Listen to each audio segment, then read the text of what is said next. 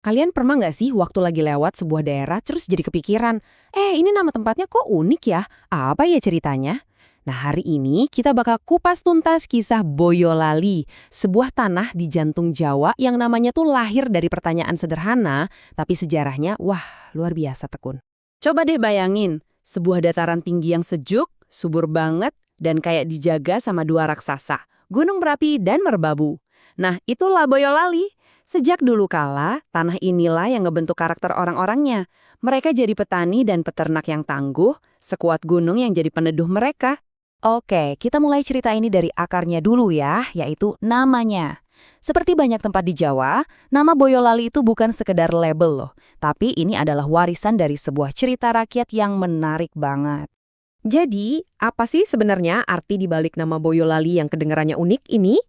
Jawabannya ternyata bukan kata benda atau nama orang, tapi sebuah pertanyaan yang mengubah segalanya. Jadi, nama Boyolali itu diyakini berasal dari sebuah ungkapan dalam bahasa Jawa. Boyo wis lali. Artinya apa? Artinya, sudah lupakah engkau? Sebuah pertanyaan yang simpel tapi ternyata jadi fondasi nama sebuah daerah. Keren ya? Jadi, menurut legenda nih, pertanyaan ini dilontarkan oleh Ki Ageng Pandanaran, seorang penyebar agama Islam. Waktu dalam perjalanannya, beliau melihat penduduk setempat tuh kayaknya sibuk banget sama urusan duniawi, sampai-sampai lupa sama tugas spiritual mereka. Nah, dengan lembut beliau bertanya, Boyo wis lali? Pertanyaan pengingat inilah yang kemudian abadi menjadi nama, ngasih jiwa, dan semacam pengingat moral buat seluruh wilayah itu. Oke, dari sebuah nama yang dalam banget maknanya, kita geser yuk ke perannya di panggung sejarah. Jauh sebelum kita kenal seperti sekarang, Boyolali itu ibarat tulang punggung yang diam-diam tapi vital banget buat kerajaan-kerajaan besar di Jawa. Perjalanan sejarahnya tuh bisa kita bagi jadi 3 babak besar. Mulai dari masa keemasannya sebagai lumbung pangan Kesultanan Mataram, terus masa-masa sulit di bawah tekanan kolonial, sampai perannya yang krusial banget dalam perjuangan kemerdekaan Indonesia.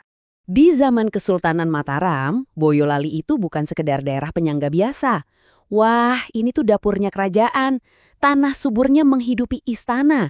Dan di sini masyarakatnya hidup sederhana, religius, dan erat banget sama semangat gotong royong yang jadi fondasi kekuatan mereka.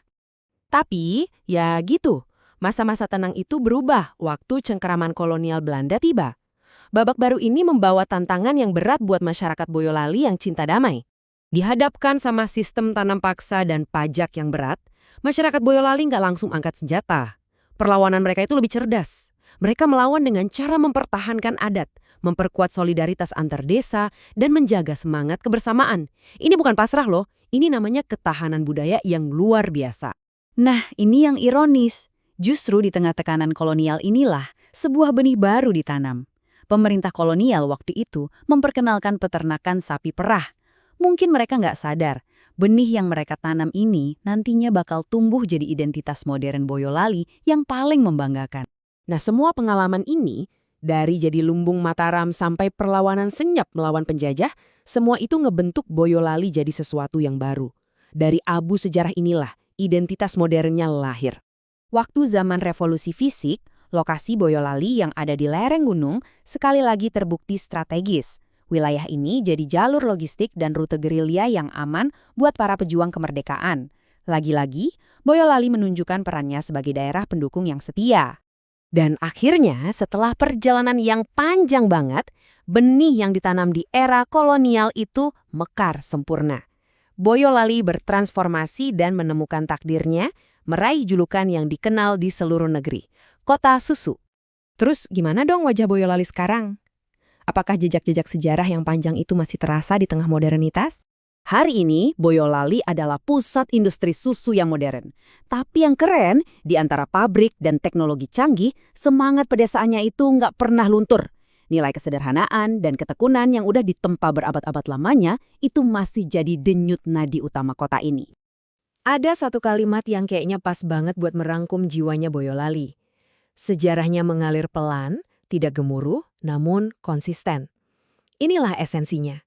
Kisah Boyolali itu bukan tentang perang besar atau drama istana, tapi tentang aliran sejarah yang tenang, tekun, yang diam-diam membentuk identitas yang kuat dan bersahaja. Kisah Boyolali ini ngingetin kita ya, kalau setiap nama tempat itu pasti punya cerita. Jadi, sebagai penutup, Coba yuk kita renungkan sejenak, kira-kira kisah apa ya yang tersembunyi di balik nama kota atau desa tempat tinggal kita masing-masing? Siapa tahu ada cerita yang sama menariknya yang lagi nunggu buat ditemukan.